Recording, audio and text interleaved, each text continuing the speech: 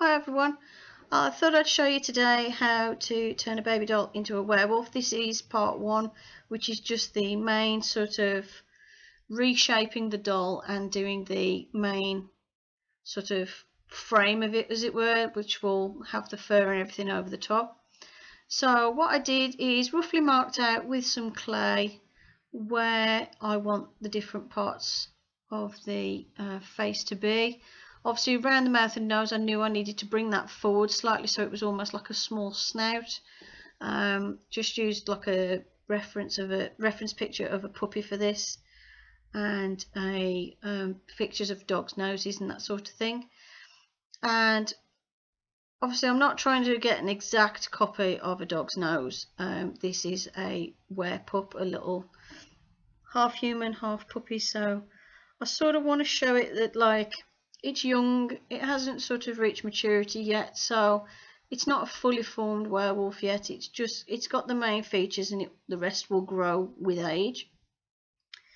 So as you can see, I use clay to bulk out the nose and mouth area to make them stick forward a bit more, so it was a bit more snout like, a bit more like puppy like, as it were.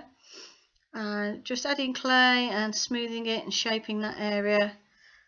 And then I needed to add some more to the nose to make the nose bigger, so I added a much bigger nose, and as you can see that now sticks out a bit more, so it's a bit more puppy shaped at the front. And then just smoothing everything down, blending it in. I want to get the edges as blended in as possible. Then I decided I wanted to change the shape of the eyes a little bit. Didn't want them to be so wide, and then carried on using my clay tool to shape the mouth a little bit and blend things in. Then I used some clay to fill in that area between the top of the eye and the brow bone that I'd formed with clay, just to change the whole shape of that eye area, like so, and then smooth everything down. Then I marked roughly the shape of the nostrils that I was gonna make for the werepup, and just tweaking little things here and there. Decided to add a bit more to the chin so that it stuck out a little bit more. So again, it had more of a sort of puppy shape to it. Then took a small piece of clay and used that to shape the pointy ears, to make the ears a bit more sort of wolf-like, like so. Essentially I've just made like basically an elf ear shape and just made it thicker, and did that on both sides. And I'm just following the shape of the ear of the doll as it is already, and then just extending that top part, and then following the groove from the plastic ear to the clay, just so it looks like it's all one piece. And as I said, this will all be blended in a lot more later on. As you can see, I've added 2 more pieces of clay on the cheeks just to get that sort of wrinkle either side, and it's got a little bit more of a puppy sort of shape. And now I'm adding the teeth, and just put the 2 fangs and then some little teeth in the middle. I did try and put the bottom set of teeth on, but it didn't look right, and the mouth's not open on this doll properly, so it didn't really work. So I decided to just pretend this is like a young, obviously it's a young baby werewolf, it hasn't got all its teeth yet, it's just got a few. So as it gets bigger, those teeth will come in later on. So I've just pretended that and just stuck with having the top set sticking out.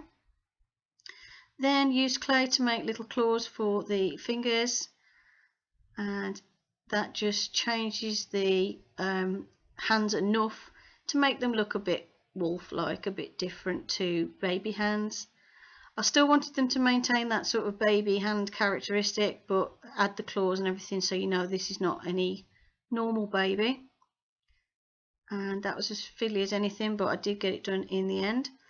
Then just added the same little clay claws to the toes as well.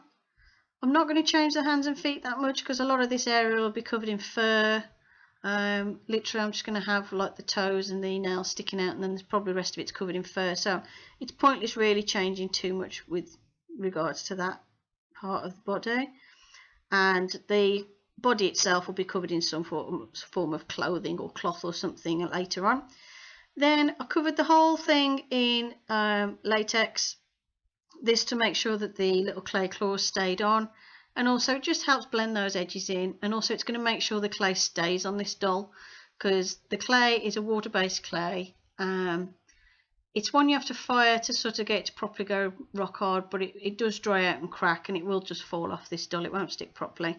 So I'm using the latex to hold it on, and I will cover the whole thing with like a layer of latex and probably tissue paper, or I'll just do several layers of latex over the top. This is just going to make sure that that face that I've put on stays in place, and also it just helps blend in some of the edges in between different parts of the clay, and fill in any little gaps that I can't quite reach with my fingers or my clay tools, because I've only got a couple of little clay tools. And that's it so far. So hope you enjoyed this tutorial so far. Part 2 coming soon. Thank you for watching, and I'll see you in the next video. Bye for now.